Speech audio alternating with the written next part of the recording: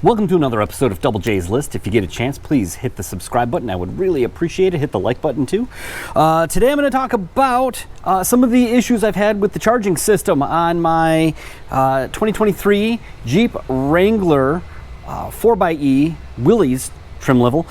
So what happened is pretty crazy.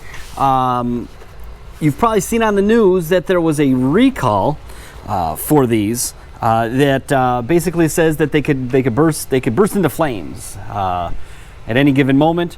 However, the chance of it bursting into flames is less as well. It's not charged, so they're advising people to park them away from your houses and go ahead and don't charge it. Just use it in hybrid gasoline mode, essentially. So some of the articles that I saw about this stated that if you go on the NHTSA website or the Mopar recall lookup, it'll tell you whether or not your vehicle is affected. So right away I did that, and neither of the websites said that my VIN number actually was one of the ones that was affected. I checked them a number of times, so it looked like mine was in the clear. So I continued to charge and use my Jeep the way it was designed to be used, is mostly electric. And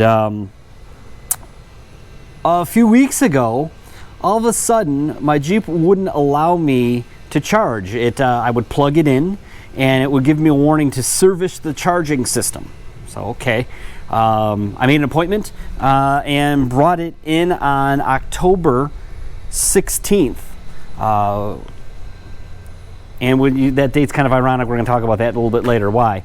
Now, I brought it in. They looked at it. They said, first I got a call from the service side. She said that they plugged it into their own charger and it worked fine. The next day, then they said their plan was to drive around a little bit and make sure that they'll deplete it and then make sure that it doesn't give the error again. What's interesting, the following day they called me and said, oh yeah, we did a resync of the charger to the hybrid battery. Here's the actual they accessed the diagnostic port and performed a scan to find an active code, which was a P0D2700. Further examination found the hybrid battery not charging. Performed an integrated dual charging module calibration / relearn. Then according to that, after they did that process, it started charging again. So they said, come and pick it up. So I picked it up on October 17th, pulled into my driveway, plugged it into the Chargify EV charger that I have. Now bear in mind, I got that error both with my home Chargify EV 240 level 2 charger, and I did it with the Jeep one, and I did it with a charge point outside of the dealership, and I kept getting the same error to service the charging system. So it seems like when it doesn't like something, it triggers it, and then you're stuck and it needs to get recalibrated. For some reason I plugged back into this, the first thing I did, and it gave me the error again. So again, I couldn't charge. And then I tried another charging station just for the heck of it, and again, it still doesn't work. So it needs to get recalibrated again. However, I went and got the mail right after the Jeep wouldn't charge again after getting fixed.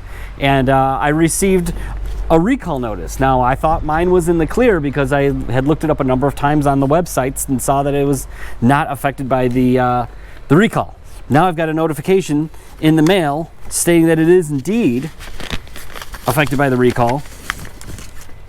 So it says, if a vehicle fire can result in an increased blah, blah, blah, blah, blah. The vehicle risk is reduced when the battery charge level is depleted.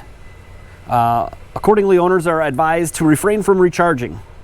Out of an abundance of caution, FCA US is also advising owners to park away from structures until the remedy is available. And then in bold letters, the remedy for this condition is not available. So I called the Jeep dealer and said, hey, I just had this in and it's not charging again. But now I've got this recall notice. And they said, oh yeah, that's bad. I'm surprised that like the day before it wasn't coming up in their system, but there was, the letter showed up in the mail and now it is.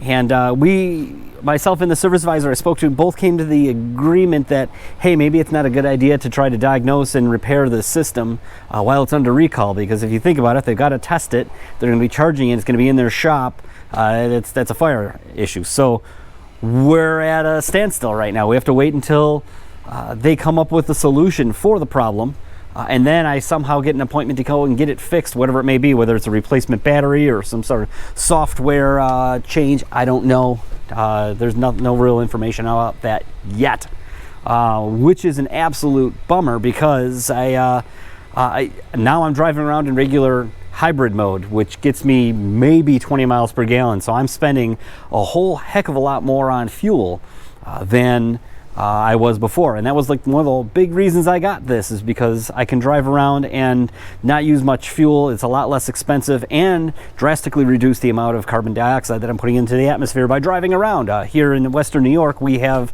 abundant electricity that is made from renewable resources, primarily hydro. We have a huge waterfall. You may have heard of Niagara Falls, and there's a big hydroelectric plant there.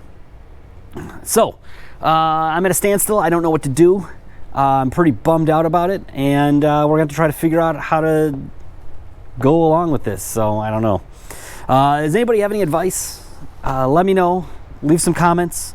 One of the things that did cross my mind, maybe this error was happening, they were doing some sort of wireless update and not wanting me to charge the vehicle, but mine was one of the vehicles that had any of the wireless that wireless system that interacts with the phone network was deleted because they didn't have the microchips to do it. It's right on my window sticker, so I can't remote start it, I can't do anything, and they're not communicating with it, nor do I think Jeep is doing over-the-air updates to prevent people from charging so they don't burn their houses down or whatever it may be. So anyway, leave a comment, hit the like button, hit subscribe. I'd really appreciate it. Thank you for watching, and we'll see where this all goes. Tune in.